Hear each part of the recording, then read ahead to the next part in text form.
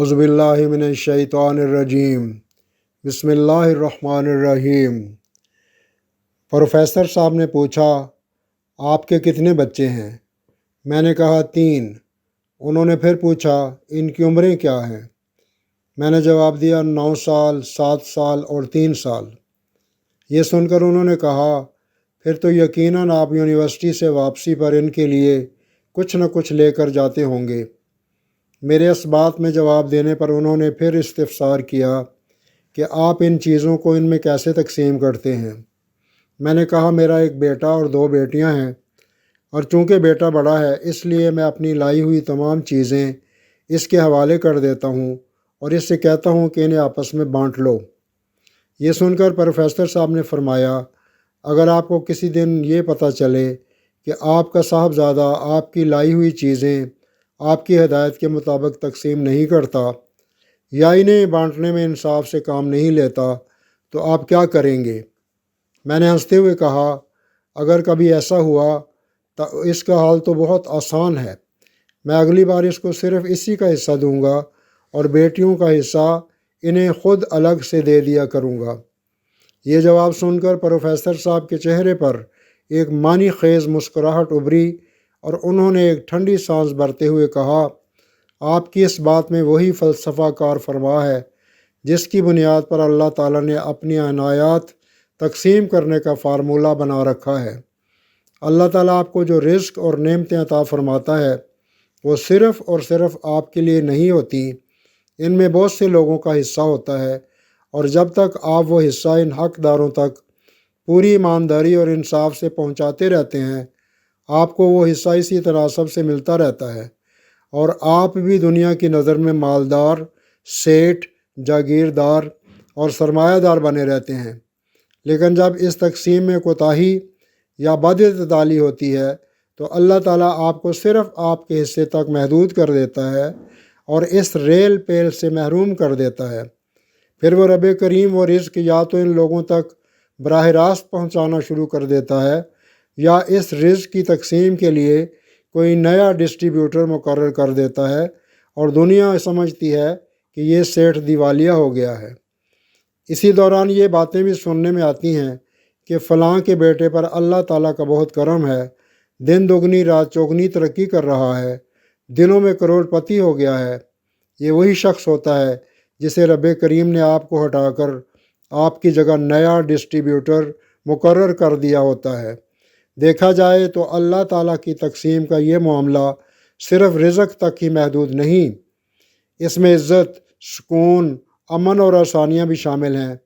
خاص طور پر عزت کا معاملہ بڑا خاص الخاص ہے اور اس کو بہت اچھی طرح سمجھنے کی ضرورت ہے۔ اللہ تعالیٰ عزت کے معاملے میں بہت حساس ہے۔ ہم نے اللہ تعالیٰ کی دی ہوئی عزت کو اپنی ذاتی کمائی سمجھ لیا ہے۔ ہم اس گمان میں مبتلا ہیں کہ اس عزت کے ہم بلا شرکت غیر مالک ہیں۔ یہ ساری کی ساری ہماری ذاتی میراث اور ہماری اہلیت اور صلاحیتوں کا ثمر ہے، حالانکہ ایسا قطعاً نہیں ہے۔ آپ اپنے گرد و اطراف میں نظر دوڑائیں تو آپ کو بے چین، بے سکون اور ہیجانی کیفیت میں مبتلا لوگوں کا ایک ہجوم نظر آئے گا۔ بدقسمتی سے ہم من حیث القوم بھی انہی کیفیت کا شکار ہیں۔ ایسا کیوں ہے؟ باقی اقوام کے مقابلے میں ہم اتنے محروم کیوں ہیں؟ کیا یہ ہماری بدعمالیوں اور گناہوں کا نتیجہ ہے یا کوئی اور معاملہ ہے؟ ہم نے رب کی دی ہوئی عزت سے لوگوں کا حصہ نکالنا چھوڑ دیا ہے اور اس طرح عزت کی ترسیل میں کمی واقع ہو گئی ہے۔ ہم نے اپنے رب کی دی گئی آسانیوں کو بانٹنا چھوڑ دیا ہے اور وہ آسانیاں بھی ہم سے چھن رہی ہیں۔ ہم اپنے غریب ہمسائے کے مجرم ہیں، اس غریب بچی کے مجرم ہیں جس کی شادی کا کل خرچ ہمارے بچے کی سالانہ پاکٹ منی کے برابر ہے۔ ہم ان تانوں میں برابر کے شریک جرم ہیں جو وہ تمام عمر کم جہیز لانے پر سہتی ہے۔ ہم اس بیمار بچے کے مجرم ہیں جس کے علاج کا خرچ ہمارے گھر میں کھڑی بہت سی گاڑیوں میں سے کسی ایک کی قیمت میں ہو سکتا ہے۔ ہم اس عرضی خان کے مجرم ہیں جو قرض لینے دور دراز کے گاؤں سے ہمارے دفتر میں اس غلط وقت پہنچتا ہے جب ہم اپنے کسی عزیز یا دوست سے گپ شپ میں مصروف ہوتے ہیں اور وہ اگلے دن کے لیے ٹال دیا جاتا ہے۔